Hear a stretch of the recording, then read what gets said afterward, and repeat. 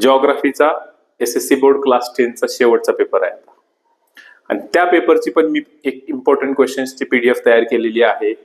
जर PDF हवी असेल तर Instagram वरती आपल्याला फॉलो करा, अभ्यास क्लासेसला फॉलो करा. YouTube वरती जाऊन प्रसाद अभ्यास क्लासेसला सबस्क्राईब करा.